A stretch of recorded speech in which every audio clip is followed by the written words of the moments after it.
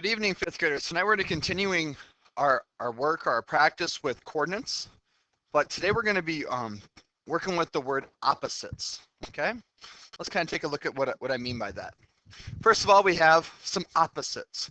Got a little girl that is extremely upset, and then she's happy. When Beck gets like that, I get extremely nervous. I do prefer him being more on the right side. We have a cat and dog, mouse and elephant, day and night, hot and cold, new and old. Okay, so when you're thinking opposite, okay, you have to think about the direct, different quality of something. Okay, so a positive number, the opposite of a positive number would be a negative number. Okay, the opposite of a positive is negative. The opposite of a negative is a positive. Does that make sense? So the opposite of 5 is, well, if you're going to put blue down, that'd be kind of confusing. The opposite of a positive 5 would be a negative 5.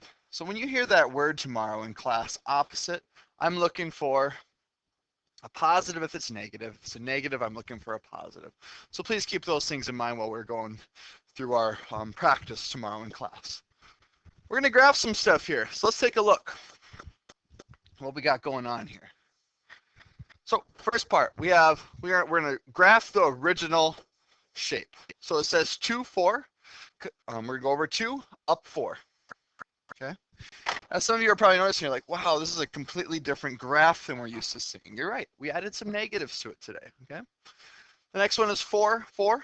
Go over 4, up 4. We're going to connect these two. As you can still see, I still have my x-axis. I still have my y-axis. Okay. Nothing has changed there. Only thing that's changed is we have some negative numbers with it.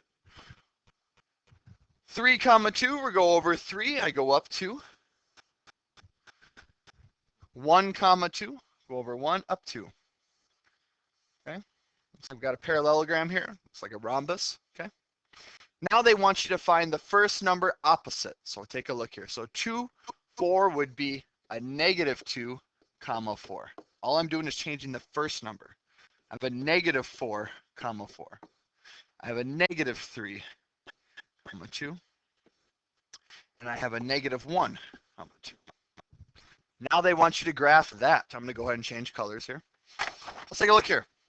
I've got a negative 2, so I'm on my x-axis. That means I'm going over here. There's my negative 2, up 4. Next one, I'm going negative 4, up 4. Next one, I'm going negative 3, up 2. Next one, I'm going negative 1, up 2. Okay. In that case here, you have the same exact shape, but it got flipped from the original first one. Okay. When I was going through here, I noticed that negative 3, 2, positive 2, would make the line kind of get confusing. So let's just draw the points, then go ahead and then connect them to make your parallelogram or your rhombus. Okay. Let's take a look at the next problem. Let's take a look here. It says the second number is opposite. So as you can tell, we're starting off with the original one, right? So we're not going negative 2 here. We're going to go with a positive 2 minus 4. We're going with a positive 4 minus 4. We're going with a positive 3 minus 2. We're going with a positive 1 minus 2. Let's go ahead and graph this one. I'm going green. It's a good color. Go on the x-axis, we go 2. We go down 4. We go over 4, down 4. We go over 3, down 2. We go over 1, down 2. Go and connect our shape here.